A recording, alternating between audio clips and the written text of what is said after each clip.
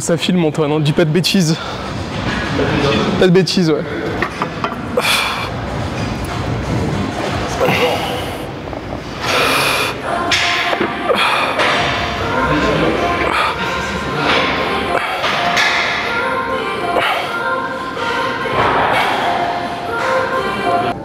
Bon, point fort de la machine, énorme tension d'étirement et bien convergente. Ouais. Par contre, la pédale de débrayage, elle est beaucoup trop haute. Pour un faible arrachement du bec. Ouais, c'est un peu ça. Et pour débrayer, il faut vraiment... Rappelle plus. En fait, tu perds tout ton setup une fois que tu lèves ton pied pour débrayer. Exactement. Le levier est pas assez puissant. Tu vas être déstabilisé par... parce que en fait, t'appuies, ça te fait bouger. Exactement. C'est de la merde. Tu perds ton setup et ton gainage. Regarde comment je commence. Quand t'as des avant-bras longs, c'est chiant, quoi. Tu commences vraiment super bas le mouvement. Après, une fois que t'es en place, ça va. Limite, faudrait que quelqu'un spot pour débrayer juste ici. Mais comme vous pouvez le voir, bonne convergence.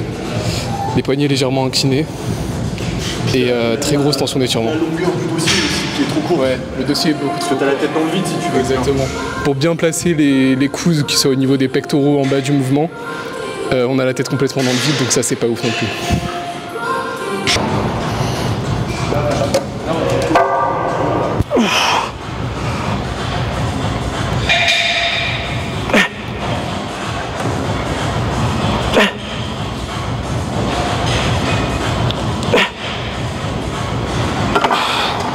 C'est 10 fois trop lourd. Mais je t'avais dit. Ouais, non, là je me suis surestimé, j'ai fait 4 reps dégueulasses, 10 fois trop lourd. Et les poignées elles glissent un peu là en forçant. Elles sont pas en caoutchouc, tu sais, elles sont pas hyper anti-dérapantes. Je vais pas dire si tu veux. Et elles glissent de fou, je trouve. Faudrait que je mette un peu de magnésie, je pense. Sur les chest press allongés, je trouve que c'est plus dur de faire de l'unilatéral que sur les chest press assises. Mieux c'est assis, hein. Quand t'es assis, t'es plus stable. Tu peux te décaler. Exactement. Alors que là... Et le fait que le banc soit pas assez ni long ni assez large, ça fait beaucoup là.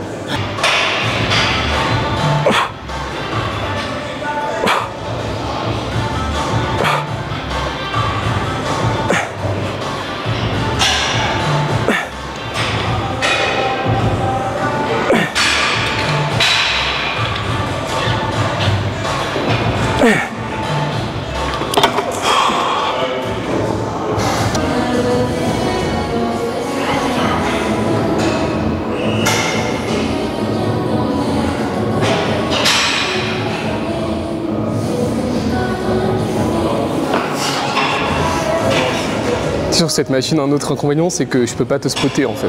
Pas Te spotter, Bah non, c'est c'est impossible. Alors faudrait que je vienne à califourchon au-dessus de toi, tu sais, enfin, impossible. Ouais, exactement. Je pourrais spotter qu'un seul bras sur deux en fait.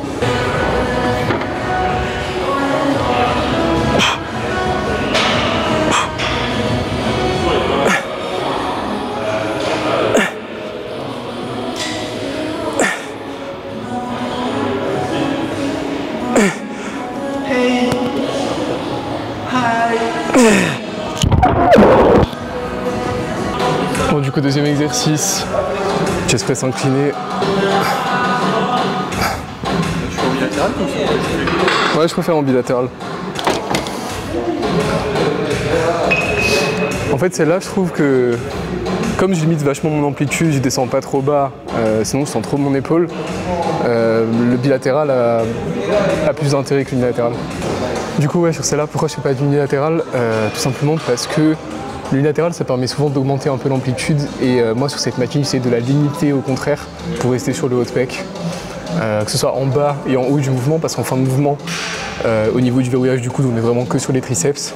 Et en bas, si je descends trop bas, je vais avoir le coude qui fait une rétropulsion, donc je vais plus être dans l'axe des fibres du haut de pec. Et je vais trop solliciter mon épaule en fait. Et comme l'unilatéral, ça apporte pas mal de déséquilibre, je préfère rester en bilatéral pour focus sur le haut de pec sur cet exo-là.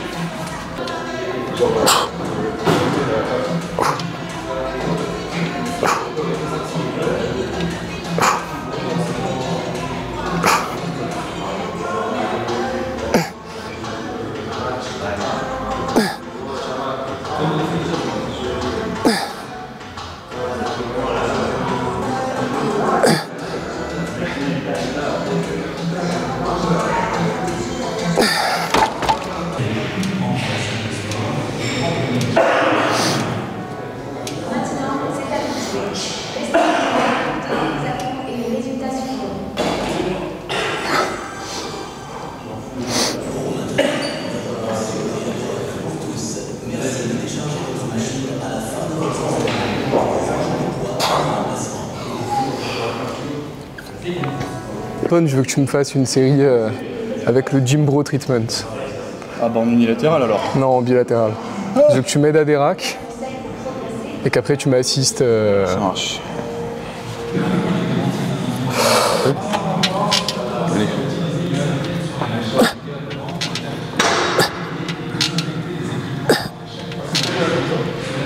Allez, deux tout seul. Allez, une. Deux, serre bien en haut, ramène les coudes. Allez, je t'aide. Contrôle la descente. Allez, 3, 2, et une dernière, une belle. Allez, serre. Contrôle la descente. Excellent. Bien khalas. Tu vas expliquer ce que tu viens de faire. Bah, je me suis fait engueuler pendant 3 ans avant de réussir à comprendre quand est-ce qu'il fallait appuyer et quand est-ce qu'il fallait pas appuyer. Ok. Et je parle de muscu. Tout à fait, exactement. Bah, j'accentue tes négatives sur les premières reps. Après, je te laisse faire ton truc tout seul pendant... En fait, c'est un tiers, logiquement. C'est un tiers où tu accentues les négatives, un tiers où tu laisses le mec faire sa concentrique, son excentrique, et un tiers à peu près où tu l'aides à finir le mouvement en concentrique, quoi.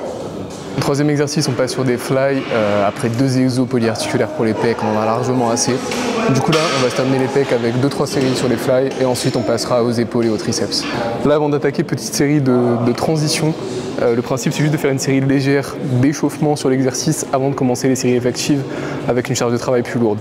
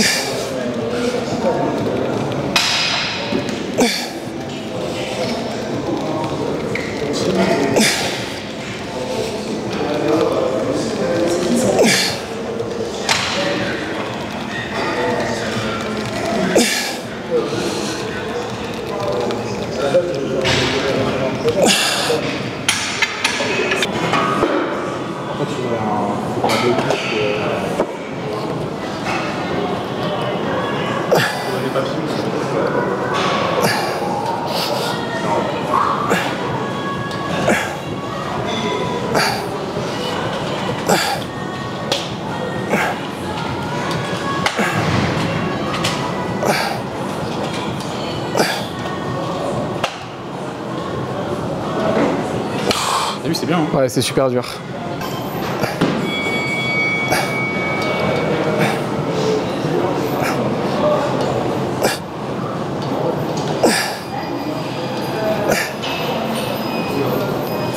Ah putain. C'est qu'il y a une très bonne tension pendant tout le long du mouvement. Ouais. Ça t'atomise les épaules. Elle est super fluide, elle est super... Ouais, franchement, elle est bien. Bon, du coup, là, on termine la séance avec 2 exercices triceps. On va en faire un avec le coude en position haute, un avec le coude le long du corps pour varier les angles de travail. Du coup, là, je fais des extensions katana. Katana, pourquoi? Parce qu'on n'est pas sur des extensions nuque classiques où j'essaye de garder le coude complètement à la verticale, mais là, je vais volontairement vers l'extérieur. C'est beaucoup plus confortable pour le coude et très bon exercice.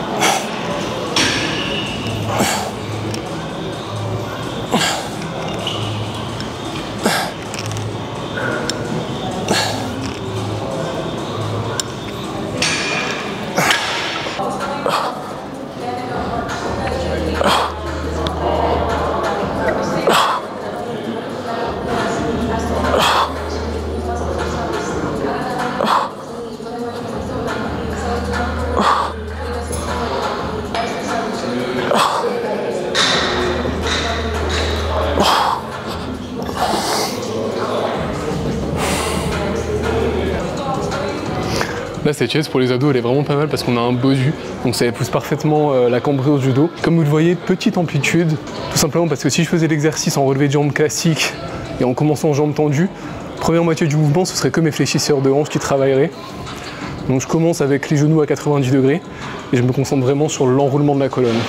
Bon, après, évidemment, j'ai beau me concentrer le plus possible sur l'enroulement de la colonne, forcément, le psoas va un petit peu travailler, mais c'est pas dramatique.